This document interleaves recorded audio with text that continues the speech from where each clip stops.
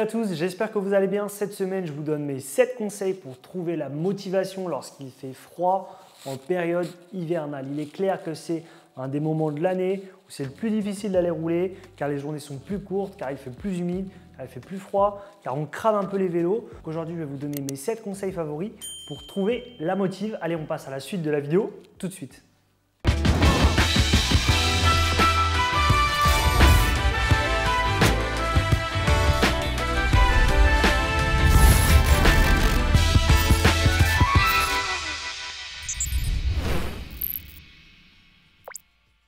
Allez, première technique pour trouver la motivation pour rouler en période hivernale. Moi, ce que je vous conseille, c'est d'aller rouler sur l'heure du midi, autrement appelé le lunch ride. Le matin, c'est difficile parfois d'aller rouler avec la lumière du jour si vous partez tôt pour travailler.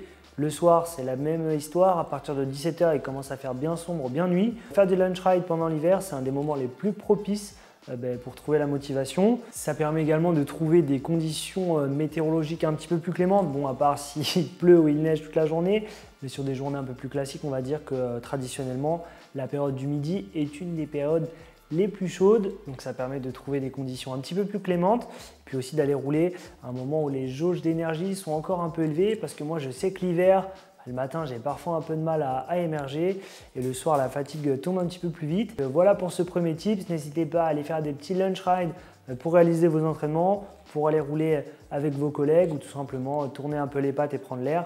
C'est un des moments les plus adaptés pour aller rouler en cette période hivernale.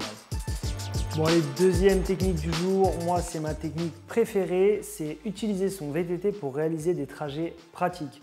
Que ce soit pour aller faire des courses, pour aller voir quelqu'un, ou encore mieux pour aller au travail, utiliser son VTT pour réaliser des trajets pratiques ne présente que des avantages. Déjà du point de vue physique, car ça permet de s'entretenir sans réaliser forcément trop d'entraînement spécifique. Surtout, ça vous permet d'économiser du temps et de l'énergie, car parfois se déplacer en voiture peut être vraiment un peu embêtant. En tout cas, moi c'est mon cas, j'aime plus spécialement prendre ma voiture, donc dès que je peux prendre mon VTT ou un vélo pour me déplacer, j'hésite pas à le faire. Alors bien sûr, il faut s'équiper en conséquence, avoir des équipements à mettre sur votre vélo, également une tenue adaptée.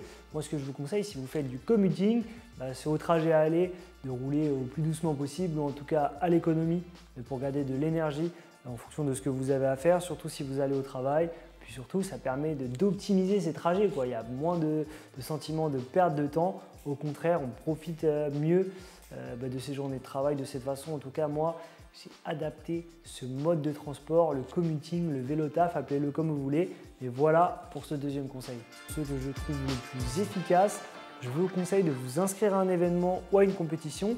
Ça permet tout simplement de garder la flamme de la motivation, de se projeter sur la période estivale ou printanière en tout cas avec un petit peu plus de motivation et puis surtout vous allez avoir envie de vous entraîner pour ne pas arriver ridicule ou être tout simplement prêt sur cet objectif, que ce soit une course, une grosse rando ou un événement. Si vous êtes un petit peu en manque d'idées pour les événements, je vous ai sélectionné mes 3 événements favoris du début de l'année.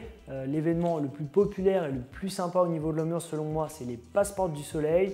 Donc si vous ne connaissez pas, je vous mets le lien et le site pour aller faire un petit tour. Le plus sportif, un des plus cool dans un spot qui est vraiment exceptionnel à rouler dans les Palanges au-dessus de Rodez, c'est le Roques-les-Saguets. Donc là, c'est vraiment un événement très sportif qui est une épreuve UCI marathon. Donc là, il y aura vraiment beaucoup de niveaux et ça peut être une épreuve très intéressante pour se tester. Et le troisième événement qu'il ne faut pas rater selon moi, c'est The Cycling Event à Aubagne avec quelques guests. Le tout dans un spot bien stylé où généralement la météo est très bonne. Donc c'est un des meilleurs moyens pour se faire plaisir, aller rouler avec son VTT, rencontrer d'autres riders du début de l'année. Voilà pour ces 3 événements et ce 3e conseil, s'inscrire à un événement, à une compète pour garder la motivation pendant l'hiver.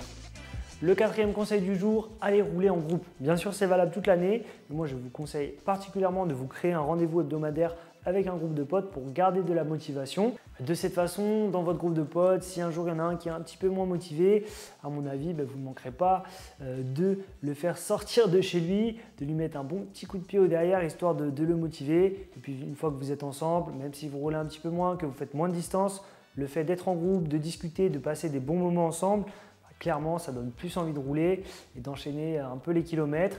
Donc à votre place, j'hésiterai pas à créer des groupes de ride sur WhatsApp, sur les réseaux sociaux pour trouver la motivation plus facilement et tout simplement vous soutenir à aller sortir votre VTT. La chance d'avoir un VTT à eux dans le garage, n'hésitez pas à le sortir en cette période hivernale. Les trails, les chemins sont plus collants, plus difficiles, donc c'est clairement plus dur de faire de la distance, de garder cette motivation à rouler pendant très longtemps lorsque les conditions sont difficiles. Donc avoir un petit peu d'assistance électrique ne peut pas vous faire de mal, d'enchaîner un peu plus les trails, d'enchaîner les rotations. Donc clairement, si vous avez un VTT à assistance électrique dans le garage, n'hésitez pas à le sortir. C'est un des meilleurs moments de l'année pour rouler en VTT à E. Voilà, juste devant moi, j'ai le petit Trek Fuel X E et vous pouvez être sûr que je vais faire que de le sortir pendant cette période hivernale. Même si j'ai une petite heure, un peu moins d'une heure, je ne vais pas hésiter à aller rouler à fond en mode boost avec pour essayer de faire le plus de trail possible, prendre le plus de plaisir possible avec le laps de temps qui m'est imparti. Donc voilà pour ce 5e conseil, roulez en VTT AE ou en VTT AE Light. En tout cas, sortez avec votre vélo assistance électrique si vous avez la chance d'en avoir un. 6e conseil du jour que j'aime bien faire personnellement pour me motiver à aller rouler, c'est regarder les premières compétitions de l'année. Il est clair que la saison internationale n'est pas encore lancée. Il y a quand même des petites courses, des petits événements qui commencent à arriver en cette période hivernale, notamment la Cape Epic qui va arriver assez rapidement.